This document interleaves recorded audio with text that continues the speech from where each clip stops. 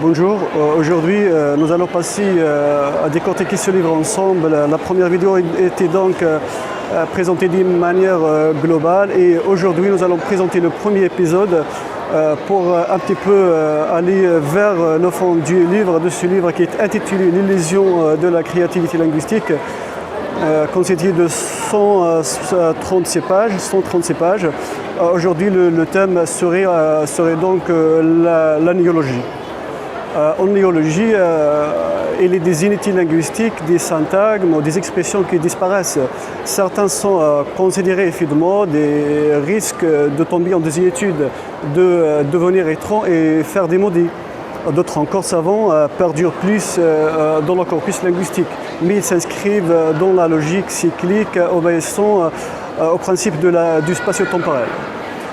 Le volume copieux des recherches effectuées sur la question de l'étymologie des signes en matière linguistique, c'est-à-dire à révéler que les langues s'empruntent les unes aux autres. La rentelle du corpus linguistique est devenue une évidence, même si trop lisible pour ne pas le vérifier. Voilà, l'intensité des emprunts linguistiques au plus largement des néologismes complexifie la ramification des variétés codiques, la normalisation et des réformes linguistiques à côté de l'éclatement des langues nous plantent à des méandres divers. Le thème ZIRT s'est effrité en une dizaine de variétés rien qu'en Algérie. À un tel point que certains de ceux locuteurs ne sauraient s'en comprendre.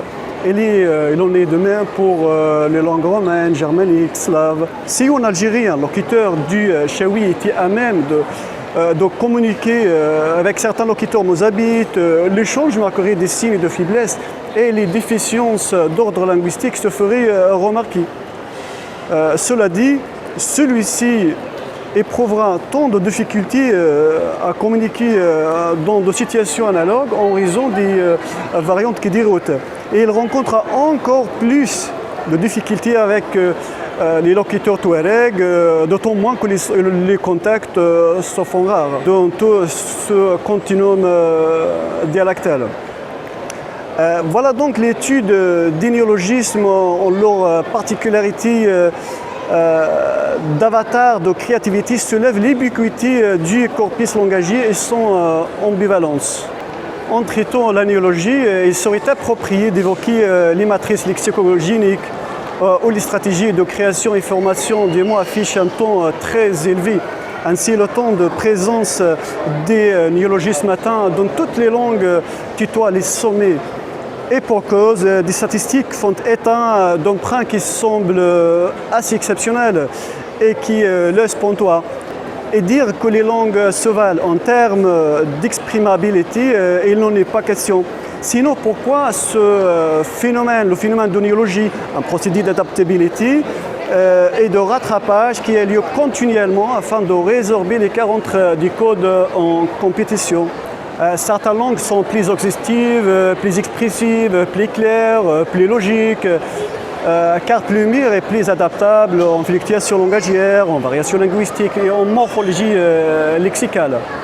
Le point de vue a été précédemment scruté par un regard critique porté sur la naissance et la disparition des langues au sens généalogique.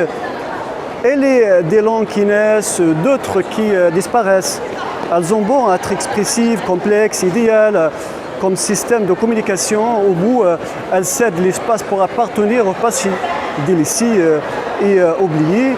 Elles deviennent étrangères au sein même des espaces communicationnels jadis fiefs protecteurs et bastieux promoteurs, mais elles continuent à hanter les lieux et à ressusciter à travers le point culturel, hérité, à travers les néologismes. Les langues n'ont pas la même valeur idéologique, ni culturelle, voire historique. La pluralité linguistique, le plurilinguisme en général, le multilinguisme est fait de la fragmentation des langues mères.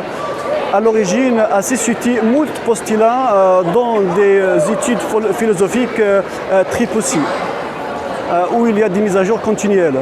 Le ping-pong linguistique ou l'éclatement des langues naturelles mérite une analyse bien plus profonde. C'est ce qui sera le sujet de notre prochain épisode, la langue mère.